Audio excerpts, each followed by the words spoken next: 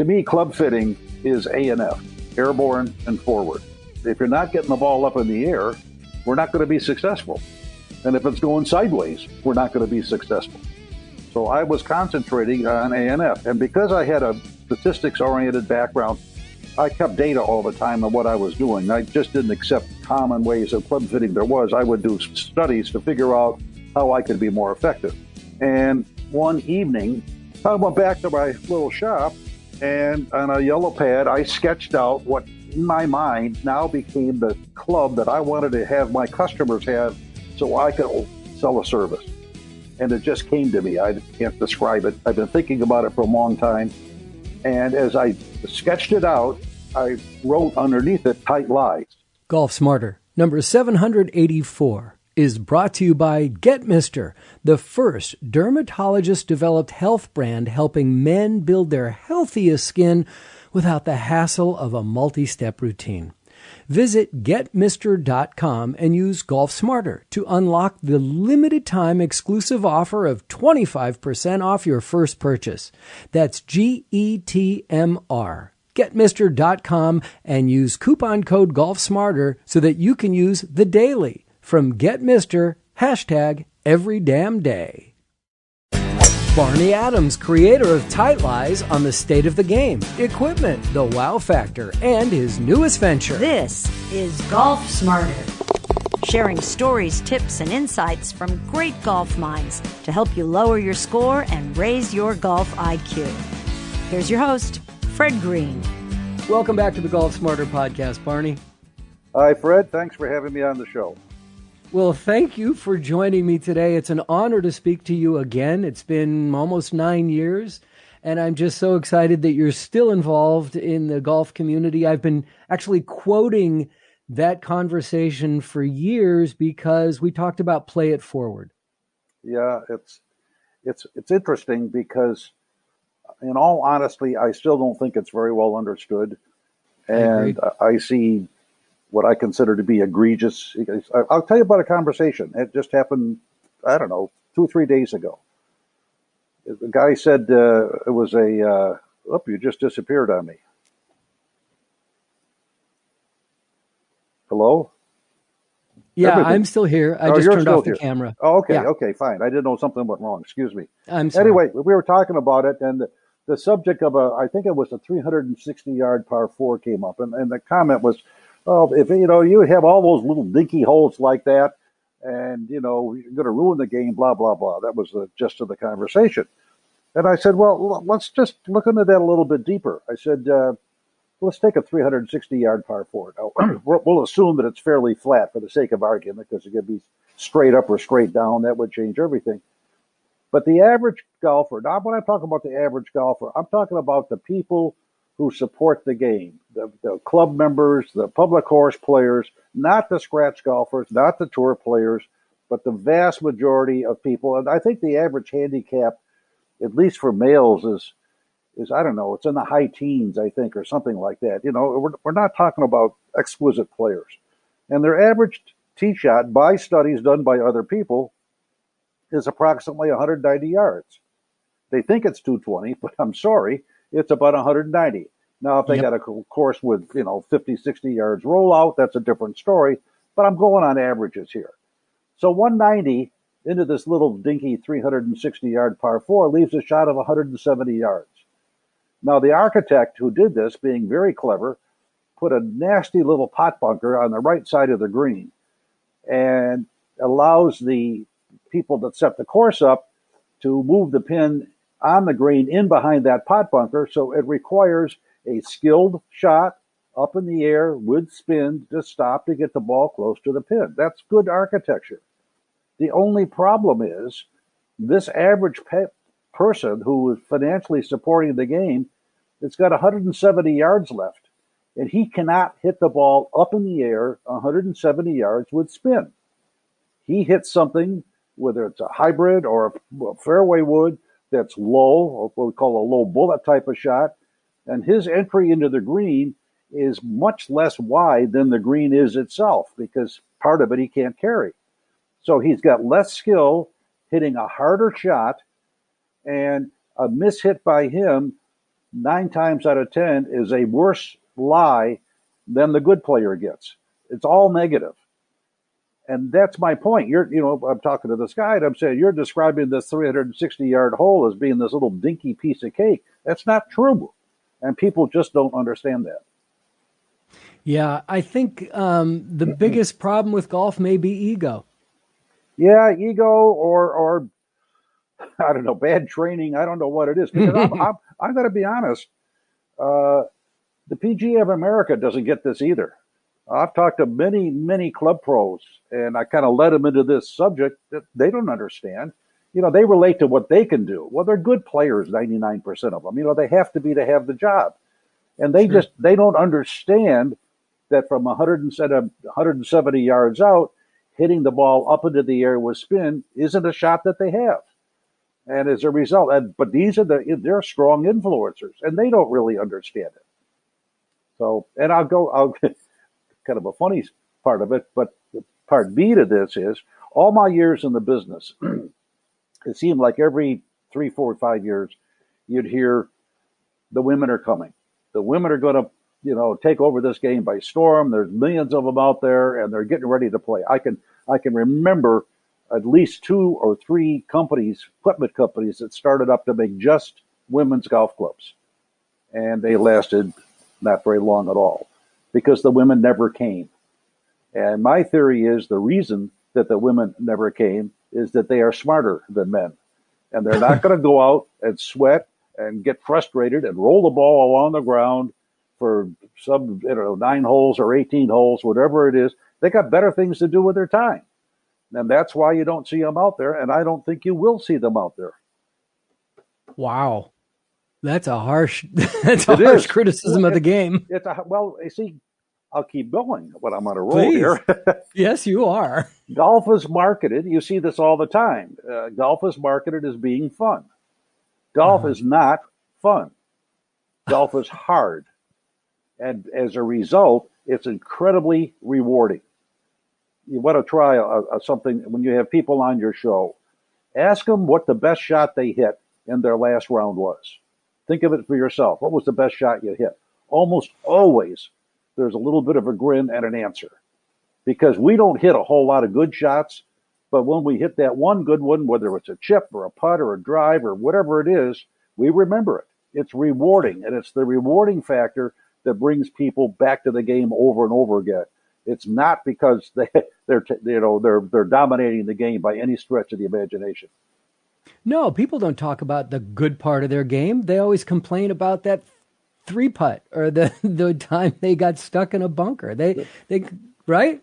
Well, they remember that, but they'll also remember that one solid shot that they hit because we don't hit a lot of them. We don't hit a lot of solid shots, but when we do, it registers, and that rewarding factor, I believe, is one of the strongest things that keeps people playing. Because, I mean, if you could, calling it as it is, we go out and on a repetitious basis, fail. That's what golf does to you. You don't make good scores and by par and so on. You just go out and the game kicks your butt and you go home and you complain and come back 2 days later. Well, it's the rewarding factor. We don't get to do things that have such a high degree of great feeling for that 1 or 2 good shots. Right. Well, think about when maybe somebody shoots a 59 on the tour and the post-round interview, they talk about the putt they missed. They talk about their frustration. Yeah, right. Could have been 58. Well, another subject. The tour. The woulda, shoulda, coulda. The tour I think is misunderstood. The tour is television entertainment. It's like a hit television show. You take TV away from the tour, you got nothing. You don't have a tour. TV is all about the tour. Since the tour is all about TV. I said it backwards, sorry. And because of that, the TV people know to highlight and focus on things that viewers like to see. And it's just good programming. It's good managing. But it isn't golf as we know golf. It's television. It's golf televised to be spectacular. No question. And it's actually, I think golf on television is one of the better sports on television. And I would much rather watch watch golf on TV than be out there live, because I get to see everything when I'm watching it on TV. When I'm there, it feels like everything is happening somewhere else. Yeah, I agree with that.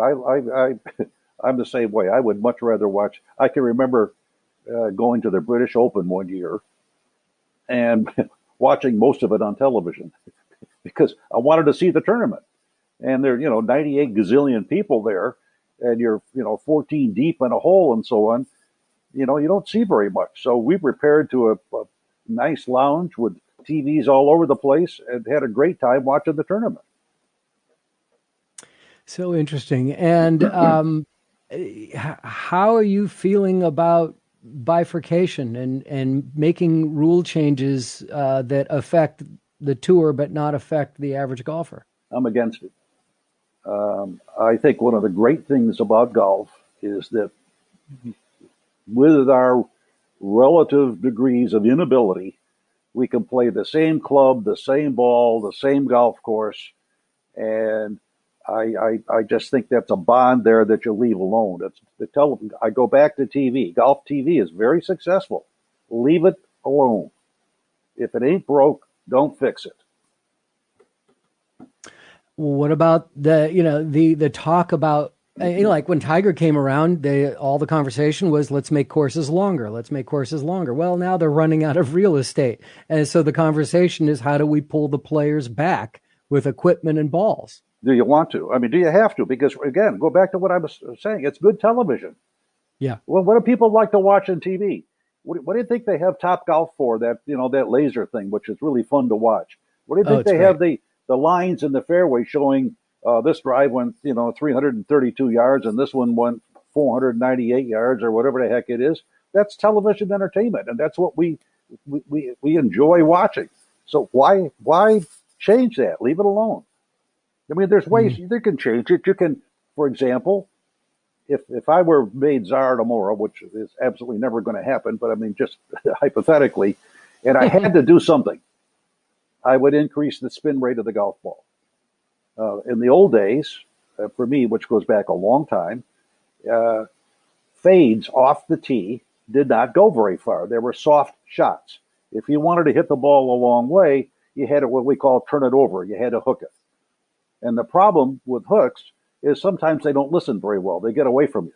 It required a great level of skilled shot making to hit hooks that would go a long way and be in play. But what you see today are these bombers lining up on the left side of the tee box, hitting fades, which are very much in control, hitting the fairway, rolling out a long way. And those are some of the really long bombs. You don't see a lot of hookers anymore because they're taught to hit fades because they're in better control. So I say, all right, if I have to do something, which I don't want to do, but if I have to do something, I'll make the golf ball like it was a long time ago, and because the old Bellata balls spun more than today's golf balls, and your fades will be softer. They won't roll out like they do now, and you'll have to turn it over to hook it. And for those of us, the great masses that are playing amateur golf, it's not going to make a heck of a lot of difference because the extra spin isn't going to have a detrimental effect or a positive effect as far as that goes on our game. So if I had to do something, it was just me speculating, if I had to do something, that's what I do. There's more to talk about this. I have so many more questions for you about this. We'll do that when we come back after we hear from our new sponsor, Get Mister. Get Mister, sounds like a TV show. No, Get Mister is not a TV show. It's actually a great new product that I'm happy to be sharing with the Golf Smarter community. Listen, I don't shave every day. Frankly, I don't enjoy shaving. But when I grow a beard like I did at the beginning of quarantine lockdown, it looks like I have this white halo around my face. One day on a Zoom call, I was wearing a baseball cap, and when I saw myself in grid view, I looked like an older Ernest Hemingway, which is not a good look for me. And frankly, my wife says I look like an old man with a beard, and she hates it. So that's a hard no. Now, in the past, after shaving, I use a shave gel that feels good and smells nice. But it ended there. No moisturizer, no sunscreen. Unless I'm playing golf. Yet, like most guys, I'm pretty lazy when it comes to skincare. That's why I'm so happy that I was introduced to The Daily by Get Mister. The Daily is the first FDA-registered moisturizer, aftershave, and safe SPF 30 sunscreen, dermatologist-developed product just for men. As someone who's always a fan of form and function, I love the pop-up container. But more importantly, I feel so much better knowing that I'm getting an aftershave, moisturizer, and sunscreen without the hassle of an annoying multi-step routine. And here's why you should check out The Daily by Get Mister right now. They're offering the Golf Smarter community 25% off your first purchase when you go to getmister.com. That's GETMR.com. And use the checkout code Golf Smarter. Look better, protect your face, and allow your skin to look younger than it has in years. This 25% discount is an exclusive limited time offer. So get over there right now. Use Golf Smarter at checkout when you go to getmister.com and use The Daily, hashtag every damn day.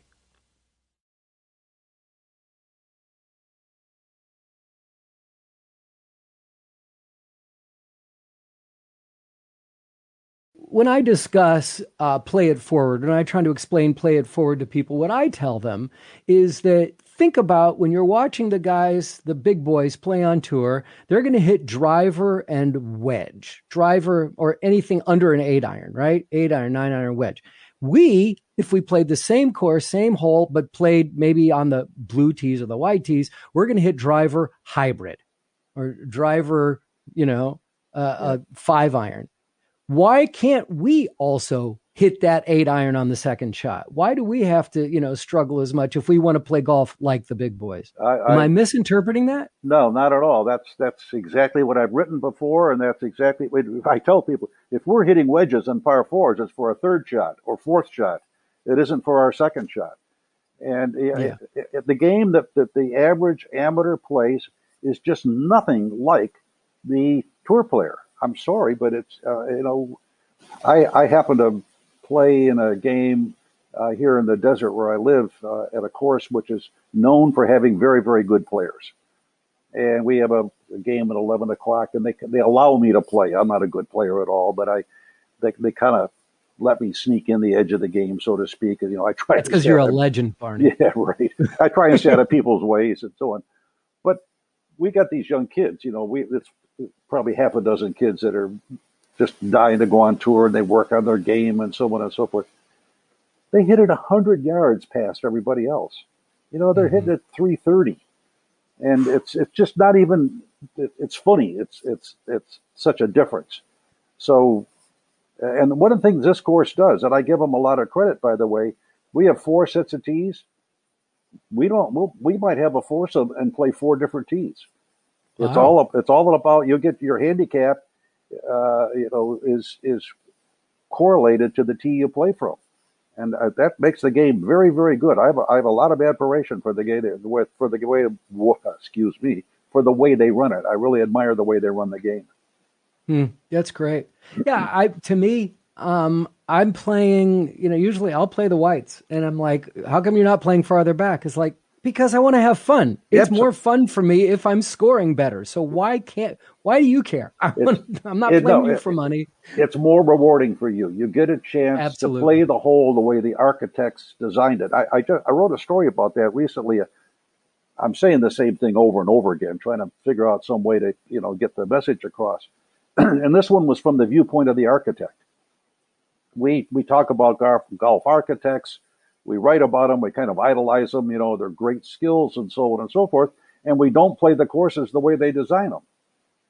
Come on, guys. I mean, the architect is not designing a par 4 that's a minimum 3-shot hole.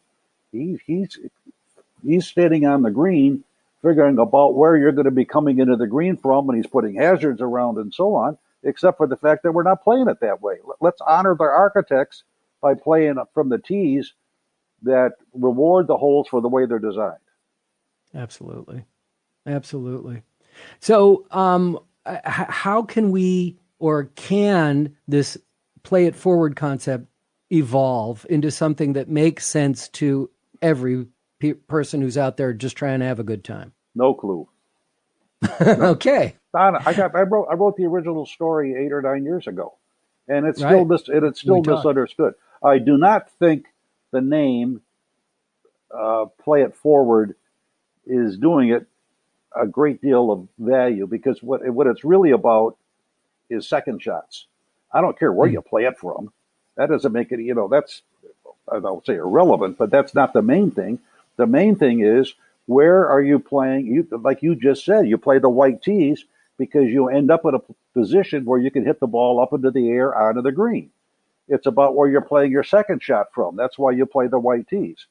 So if anything, I would emphasize the second shots, and I would emphasize, as I said before, honoring the architects. Yeah, it makes a lot of sense. Tell me about the book, The Wow Factor. Well, I get asked all the time. You got to understand, living out here in the California desert where I am one of and surrounded by golf nuts. This is golf nut heaven out here. Yes, it is. So I am continually asked about, how did you get in the golf business? Because, I guess they would like to ask anybody in the golf business that question. But, what was your background? Were you a golf pro or an assistant pro or, blah, blah, blah. And my answer always was, it's such a long, convoluted answer that I just, I can't do it justice, walking down the fairway or wherever we are. And I ended up writing a book on the subject. And that's how the book came about, because it is a convoluted answer. And then when I was writing the book, one of my objectives was to make it a golf story, but also a story about entrepreneurism at the same time. Mm-hmm. And that's how it came about. I see. Well, you created a revolution in the game by introducing tight lies. Yep. Can you give me a little bit of history on that one? And I was a club fitter back in the early 90s when club fitting was either not done or barely done and so on. And it wasn't like I was any great prognosticator of the future. I fit golf clubs because I had a line of clubs I was trying to sell, and I had learned some lessons. Initially, I tried to sell the product being the golf clubs, and I couldn't give them away. They were good. It had nothing to do with it. It's just that I wasn't getting the message across.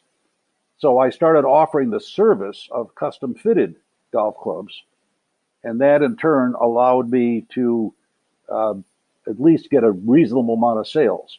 So I learned one lesson, which I emphasize in the book, is that you don't sell a product, you sell a service. And if you're really good, you figure out what your service is and emphasize the service, which will in turn enhance your product sales. And so that environment was what I was working in. Now, in doing that, the common complaint was, gee, Barney, I hope you got something that could help me with my fairway woods. I just can't hit them. I roll them along the ground and so on and so forth. Well, number one, back in those days, the deep face driver was kind of, I'll say dominant, but certainly prevalent at the very least. And in those days, fairway woods were kind of like a family of drivers. Whatever your driver looked like, your fairway woods looked like the same thing with more loft. A little bit different, but pretty much. So as a result, the fairway woods were fairly deep face. And number one, that's intimidating to a lot of people when the ball's sitting on the ground. Number two, because they are deep face, the center of gravity is fairly high, and it's a hard club to hit, unless you got a lot of club head speed and hit it just right and so on. So my fairway woods that I was trying to fit them with did not do the job. And I thought, it didn't take me long to figure that out. So I said, I got to look around. And, I went to retail stores and stuff just to look at designs to see what design kind of said, yeah, that's the way to do it and so on. And I couldn't find anything. And so this thought kind of, I know I've spent hours, roughly 10 hours a day from 8 hours a day, 2 in the afternoon to 10 at night on this driving range where I was custom fitting. And this thought was always going through my mind. How am I going to help the people hit their second shot off the ground? Because to me, club fitting is A&F, airborne and forward. I know that sounds like a silly statement, but if you stop and think about it, if you're not getting the ball up in the air, we're not going to be successful. And if it's going sideways, we're not going to be successful. So I was concentrating on A&F. And because I had a statistics-oriented background and techie-oriented background, I kept data all the time on what I was doing. I just didn't accept whatever common ways of club fitting there was. I would do studies to figure out how I could be better, how I could be more effective. And in that, one evening, instead of going home, it was about 10:30 at night, and I had a little shop in the area that I would get to at 8 in the morning, and that's where I would make the clubs that I was fortunate enough to sell and so on. So it was, one end or the other of the operation. I went back to my little shop, and on a yellow pad, as I say, we didn't exactly have computers, or we were lucky we had a phone, as a matter of fact. So on a yellow pad, I sketched out what in my mind now became the club that I wanted to have my customers have so I could sell a service. And it just came to me. I can't describe it, but I've been thinking about it for a long time. And as I sketched it out, I wrote underneath it tight lies. Mm-hmm. And again, I don't know where that came from outside of the fact that in trying to, again, help customers, certainly the tighter the lie, the more difficult the problem, the more visually difficult it was, and so on. I had a source in Taiwan at the time that I knew made clubs, sent them my sketch by fax. About 8 weeks later, my first samples came. I took them back to the range, shafted them up, gave them to my customers to hit, and they loved them. And what I noticed was when they would hit balls with them, they would go, wow, I can get this up in the air. Wow, this is really good. And wow became the title of my book, The Wow Factor, because I'm a firm believer that in your product has got to have a wow. Whatever it is. I don't care if it's a shirt or a golf club or face cream, whatever it is, it's got to have a wow. And the tight lies definitely had a wow. And I was very pleased. I thought I had done my job. And life was going on. I was, went back to custom fitting. And the product kind of took a life of its own. We would get phone calls. I say we, I had 3 employees. We would get phone calls, and it would be like, I played golf with Fred the other day, and he had a shot on he ain't that good. What was that thing he's hit there, that tight thing or whatever it is? Can I get one? And variations of that theme. And that never happened to us before. And from there, we graduated into figuring out a way to get our product into the retail stores, because that was the market in those days. And the retail stores wouldn't talk to us because, and this is another lesson I learned, golf clubs are not sold. Golf clubs are bought. Big difference. Big difference. When something is bought, you've got to incent the buyer. First of all, you've got to know who it is. You've got to have a mental picture, and you've got to know who the buyer is. You've got to incent them to go someplace. We didn't have the internet in those days for, buying online. So you've got to incent them to go someplace where the product is and ask for it. It's a marketing business. The 4 main companies in the golf equipment business today are Ping, Callaway, Titleist, and TaylorMade. The 4 main companies in the golf equipment business 30, 40 years ago were Ping, Callaway, Titleist, and TaylorMade. And I'm talking about like an 85% market share. Mm-hmm. Why? because it's a marketing business. They spend tens of millions of dollars a year on marketing. They're wonderful at it. They've learned the lessons over the years. They know what works. They know what to stay away from.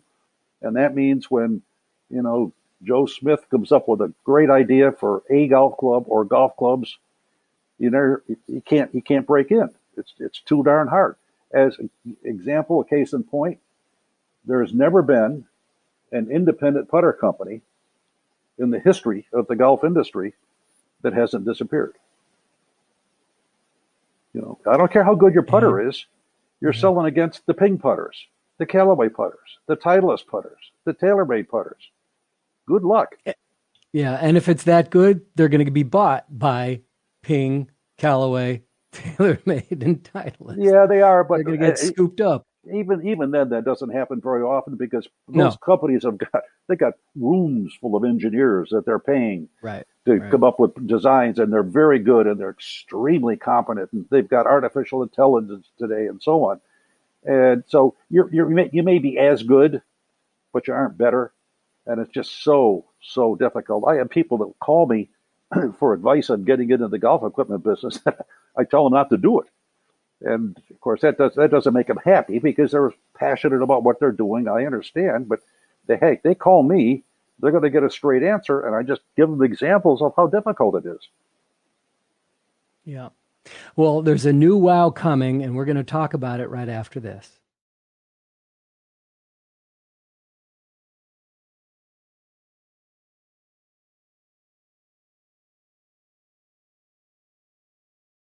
You mentioned that it's service, but service isn't scalable as product is, and you put out a product that was scalable that became Adams Golf, that was Titleist, that became very successful. So before the internet, service businesses was a hard thing to grow like that, though, right? Would you agree? I agree, but for example, you told me I think you're in the video business. You made videos for people and so on. Mm-hmm. Your product isn't your videos. Your product is this quality of your videos. Your product is convincing me, the customer, that you're able to get the message across in a way that's going to be extremely effective. Yeah, good point. You may not think of it that way, but that's really what it is. Right. Because I can get a camera, I can do a video. Boom, I aim the camera, pull the trigger. There's a video. But compared to what you do, it's irrelevant. Yeah, even now it's crazier. You just pull out your phone and start shooting. Yeah, video. That's right. That's right. Technology, and by the way, it won't be very long before we can ask one of our robots to do it for us. We'll just sit there and watch it be done, and so on. Yep. But does not mean it's going to reach the soul of the intended recipient and get the kind of message across that you want to get across. Excellent point. Excellent point. Well, you're getting back into the product business. I did not say I was smart. But you're hooked. Yeah, I am. I'm a junkie. I'll admit it. I'm a junkie. When I started Adams Golf, I was 50 years old. Wow. Yeah. I'll tell you a story.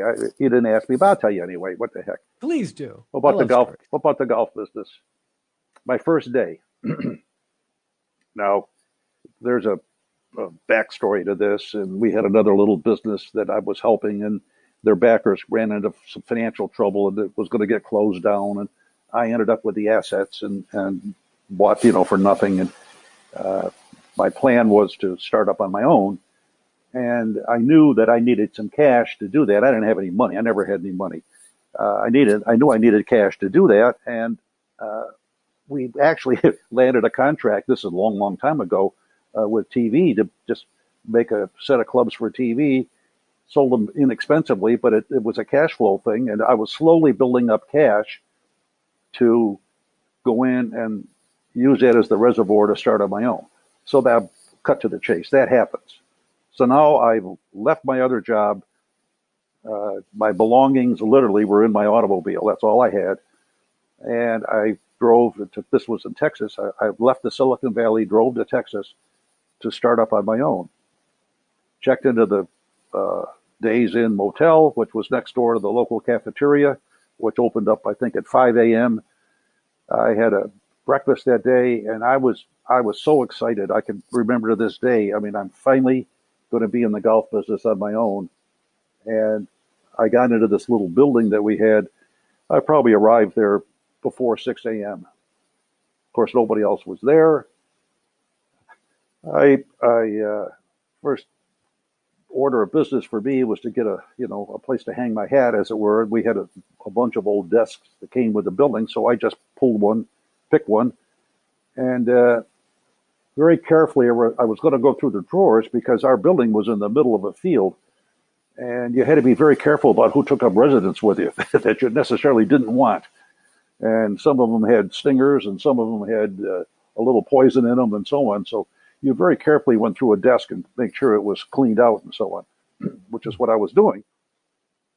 Lower left-hand drawer was full of paper, and I grabbed it, and I thought, how the heck did that get in there? Anyway, I was going to drew the basket over and started to throw it away, and noticed the top page had a current date, and it was a demand notice. And the bottom line was that I had done a very, very poor job of overseeing the cash flow, even though it wasn't all that much money, over the last year as I was trying to raise money. And instead of having a bank account to go forward on, I was in debt to every supplier for more money cumulative than I thought we had saved.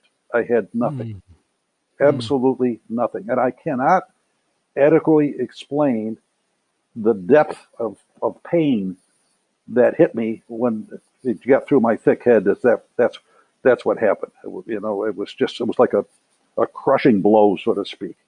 And I reacted very maturely. I punched the wall and broke my finger, threw my briefcase against the wall, had a tantrum of the whole bit, and then calmed down and, said, all right, it is what it is. This is your fault. You did a lousy job of paying attention, so you get what you deserve.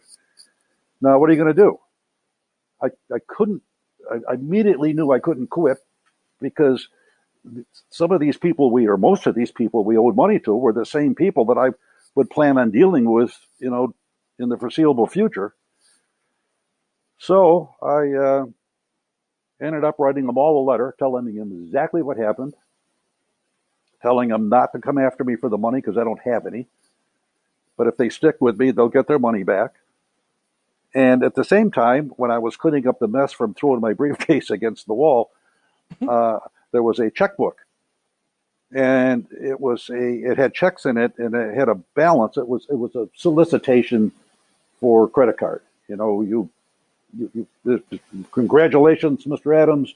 You now have I think it was 5,000. And it might have been more than that. It might have been 10,000. I don't know what it was. But, anytime you want to activate this card, just write a check and so on. So I did. And that started my financing program, which lasted with me for many years. I got up to 43 credit cards. I ran my own Ponzi scheme. And I would never stiff anybody. It was all legal. And I would just, if I owed the guy $100, I'd pay him 40 and borrow the money for the 40 and then just keep the scheme going until such time that, fortunately, things worked out. But no normal human being would do that. And that's my theory of entrepreneurism. Most entrepreneurs are borderline. Wow. Silicon Valley, yeah, you got tens of millions of dollars behind you, and you're a genius IQ and all that. That's a different world. I'm talking about the little guys. You just don't do it. I look back on my early days at Adams, and I thought, there's no way I would do that. There's absolutely no way. It was absolutely crazy. So tell me about Breakthrough Golf Technology, your new venture here. Well, we were I kept in touch with some people, and I was talking to this guy, and he was going to start. He was a putter guy, and he was going to start a putter company. And like referring to our earlier conversation, I said, there's never been an independent putter company in the history of the golf industry that hasn't disappeared. You cannot fight the big guys. Now, they might be. Now, today we have an internet. So instead of going out of business, they can set up a website and sell product on the internet. And some of them can, supplement their income. I don't know if they make an income. They certainly don't have a significant market share, but they're not dead. They're alive. But it's not a success. So in talking, he was showing me the numbers from his putting, and he was explaining that there was this aberration in the numbers. So something that was supposed to go from X to Y and perform in a certain way, and there'd be a blip. And again, making a long story short, we ascertained that the blip was caused by the shaft. The shaft was actually oscillating very, very slightly during the stroke. And if you think about it, putters, going back to my early days, were blades and, say, then the bullseyes, and even Karsten's early heel-toe weighted putters. They were light, relatively speaking. And today's putter heads, because of the influence of heel-toe weighting, are much, much heavier, like twice as heavy.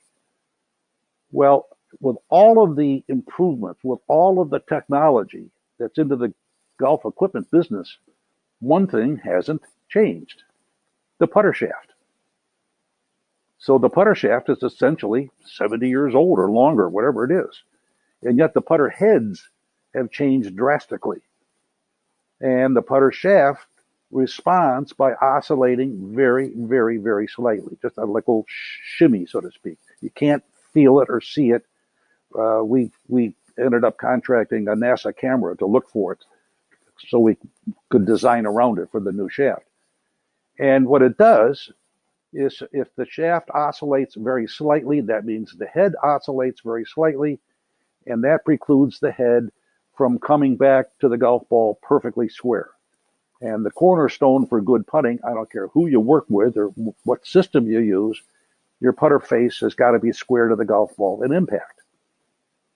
So once we realized that, we were able to find out in the shaft where the oscillation was occurring, design around it, and design a shaft that didn't oscillate.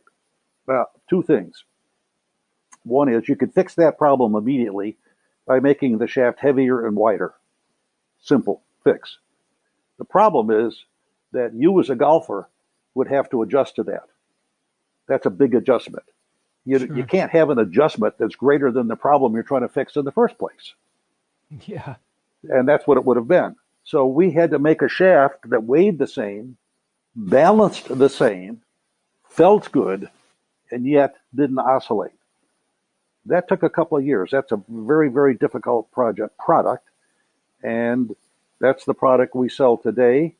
We're just a tiny little company. We don't have any marketing money. We don't have any big guys, throwing money at us. We live online. We tell our story, and I'm very, very clear to people. I had a YouTube thing done because I wanted to get this message out. Don't buy our shaft and think that you're just going to go out and start making everything, because you're not. This is putting. It's a very, very precise. The slightest piece of grass can throw your ball off or whatever. We know that just because of data collection, that over time, you will putt better. Now, what's the definition of putting better? I don't know. Maybe you make one more 10-footer around. Maybe you don't 3-putt as much. I don't know, because I don't know what your starting point is. But I do know that you will putt better. But it is not some miraculous. Trust me, I've had horrible putting days with that shaft. Where I've looked at it and threatened its life 2 or 3 times. But that's human beings. What can I say? Right. And we sell it primarily online, Breakthrough Golf Tech, and we're working on a couple other things. I get kidded about it all the time because I'm the one that talks about the insanity of the entrepreneur and so on, and here I am doing it again. But that's what I was. That's what I am. What can I say? It is what it is. So it could be for any skill level of golfer. Yeah, sure. It's a commitment. And it works on any putter head? Yeah, sure. Any putter head. That's part of the engineering. You got to make it easy to assemble. You got to make it easy to uh, straightforward. You don't want to have a specialist. Only 3 guys in town know how to do it. That kind of stuff. It's very easy to put on any putter head. You can take your putter in and have the R shaft put on your putter. To probably, it takes a guy 5 minutes to do it right. It's nothing. I generally use a 33-inch putter.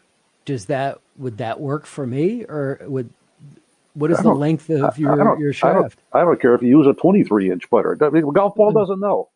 All the golf ball knows is this object that's coming towards it, and if you want the golf ball to go in the direction, in the exact direction that you're hoping for, then the object has got to strike it square to that direction. If the object is slightly off, one way or the other, it's going to affect where the golf ball goes. He doesn't care if your shaft is 33 inches or if it's an arm lock or you're standing on your head. Make a difference.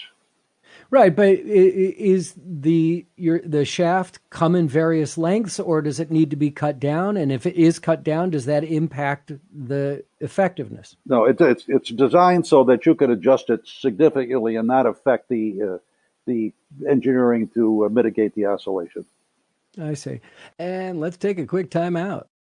This week on number 100 of Golf Smarter Mulligans and the third of 9 consecutive episodes featuring my interviews with the late Tony Manzoni. Learn about Tony at our website at golfsmarter.com/Tony. His book, The Lost Fundamental, One Simple Move, Better Golf Forever, is available on Amazon, and his DVD of the same name can now only be seen online through our private channel. To gain access, please write to me directly via email, golfsmarterpodcast@gmail.com, or click on the Hey Fred button at golfsmarter.com. And if you do write to me and don't get a quick response, it's only because there's something wrong with your email address and my response bounced back, and then I can't reach back to you. Based on the emails that have been coming in, even the Golf Smarter veterans are still picking up helpful tips by hearing Tony's instruction once again, like this sample from this week's episode. The less you emphasize putting, the better you'll putt. The more you talk about it and think about it, I think it puts a block. I think with Hogan, he hit it so close in his later years, and he felt like he should be rewarded for that. And I think that's what happened with Hogan. He made statements that said putting shouldn't be so important. You should get points just for getting it close to the hole. Well, that was his frustration coming out because he did hit it so close. And unfortunately, he did have the yips. He couldn't pull a putter back on a short putt. The only time I had the pleasure of seeing him play golf, and at the Olympic Club, he played in I think it was the Open. And, I mean, he hit every fairway, every green, and I don't think he had more than a 12-foot putt all day. And the only putts he made were kick-ins. But when he got that 4 or 5 footer, his pant leg would be shaking. He couldn't pull a putter back. Wow. Now, you think about that. This is a guy that could go in a motel and hit a 2-iron right down the hallway and not hit either side. That's the first of 2 consecutive episodes called Play Golf at the Next Level, One Club at a Time, on Golf Smarter Mulligans, featuring our third of 9 interviews with Tony Manzoni, the most responded to teacher ever featured on our podcast. Both Golf Smarter and Golf Smarter Mulligans are free and available wherever you get your podcasts. Please follow both so that you can get the brand new episode of either when it downloads to your favorite listening device.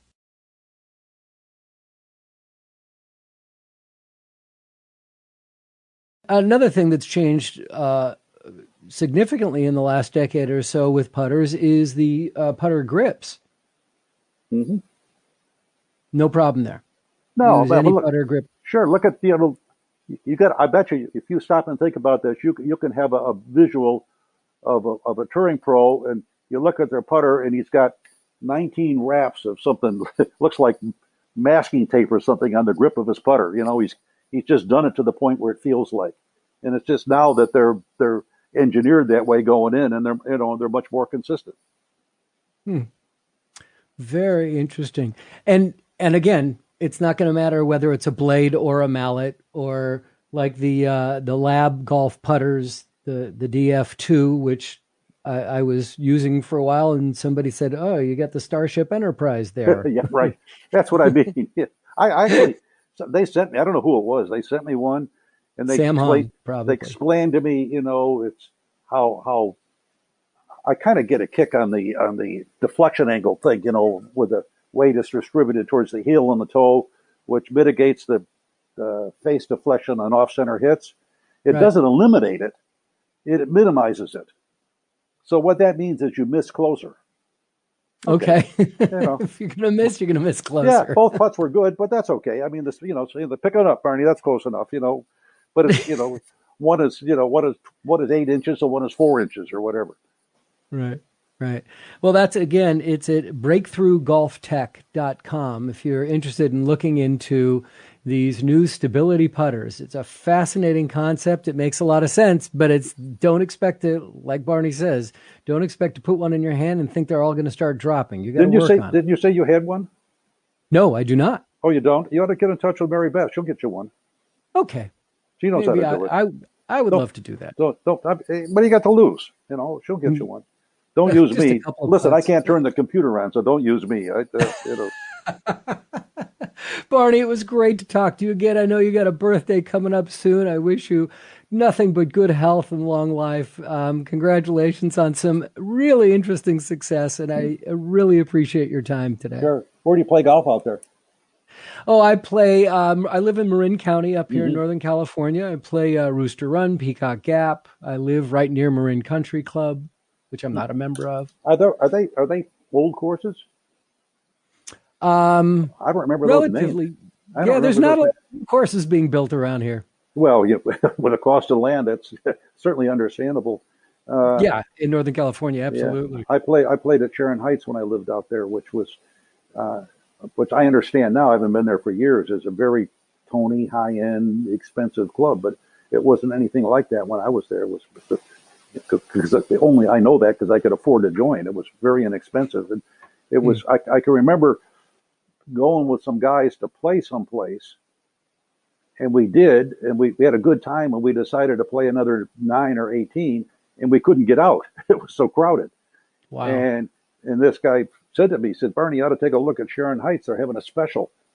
And I did. I drove over there that weekend and, became a member. Met some very, very nice people. And I don't know, I was only there 3 years, but,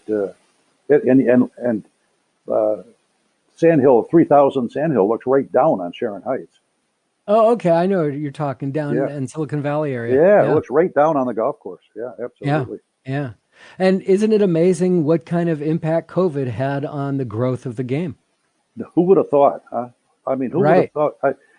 We don't anymore, but we used to go up to the Santa Barbara area and get out. Well, my wife talked to me and explained to me that we're going to get out of the desert heat in the summertime.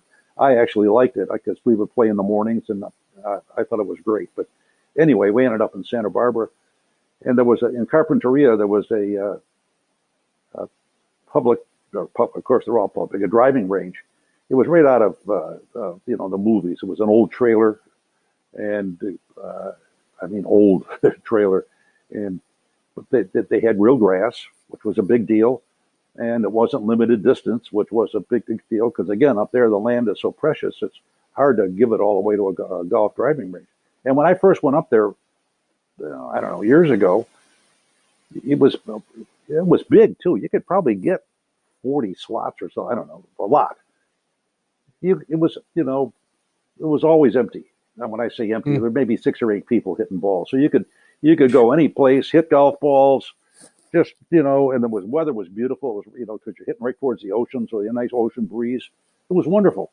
And golfers used to hang out there. It was one of those places, so to speak. So last year was my last year up there. I remember driving down. There were people waiting in line.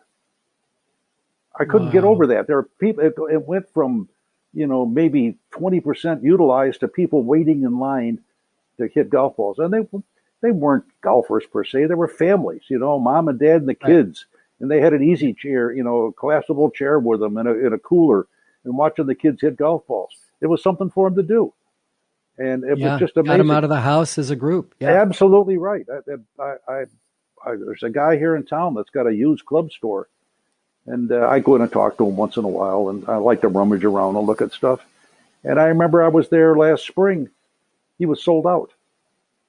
Sold out. He had never happened to him before in his life. He said, I can't get stuff to sell. Yeah. It's been an amazing phenomenon. I hope it sticks. I hope they don't figure there's something better to do. I think there are a lot of golf course general managers that are freaking out because what do we do when this ends? How are we going to sustain this? Exactly right. In fact, I got I don't think I wrote the story. I can't remember anymore, but I got asked that question to write about it. Okay, you got them. How do you keep them? Right. And that's a very interesting subject. Yeah. Yeah, it's kind of scary for the world. Well, we went through it before when we had the Tiger effect. Now we got the COVID effect, the up and the down. And yeah, but the Tiger effect, I actually did study this. The Tiger effect didn't have the same results on club members that the COVID effect did. It wasn't even close. The National Golf Foundation, which is kind of the gatekeeper, so to speak, had a category called avid golfers. And the avid golfers were their definition, I know it was by age or something, I forget, but they knew who they were, what I'm trying to say. They could count them. And the avid golfers contributed 71% of all golf-related expenses. They were the people carrying the load. I don't remember how they defined it, but whatever it was, they were paying the bills. The study started in 98, I think, and showed roughly 7 million avid golfers. And it peaked in the 2000s, might have been 2010, at like 12 million avid golfers. And the last time I saw the report, there were 6.1 million avid golfers. And not only has COVID had a dramatic influence, but the game was losing people. Yeah. That's my point. And it was so bad that the National Golf Foundation discarded the category. They didn't want to talk about it. Yikes. Yeah, exactly. And you'll see they publish a figure that says there are 24 million golfers in the United States. Well, the definition of golfer in their study is age 6 and above that plays at least once a year. How about that? How about that for sinking your teeth into that to do some, make some investments and so on. Yeah. So if we want to increase play, we'll just lower that age to 5 and above. And maybe instead of playing once a year, maybe they drive by a golf course once a year and so on. I mean, you got to bury your way through the numbers. Right. So I guess that increase of 14% is kind of in 2020. That's what I read, that there was an increase in rounds of by 14%. That maybe it was a little fudged.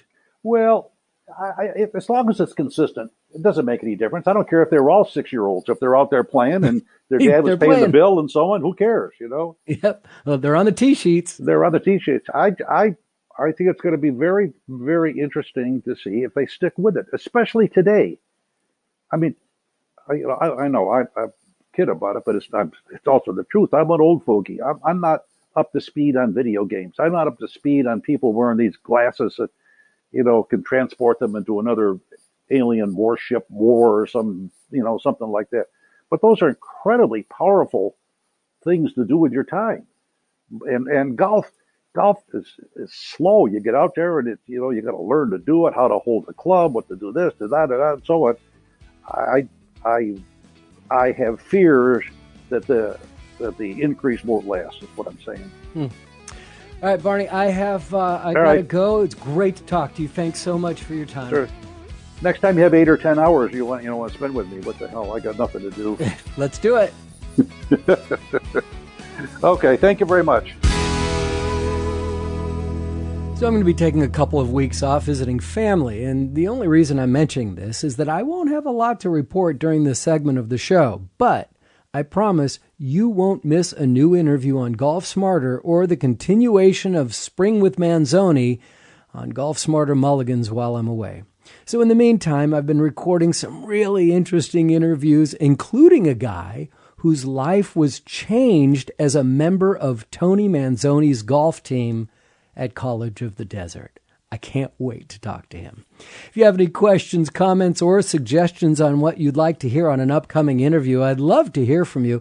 Actually, I received an email this weekend from listener Dave Harms, who wrote, "Hey, Fred, found your podcast last year, and it's been a revelation.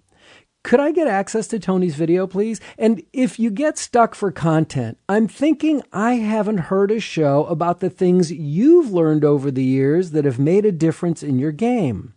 Maybe you could get Maddie B to interview you." Well, it's an interesting idea, not something I would have ever considered, because this show has always been about the info I can get from experts. So what do you think about it?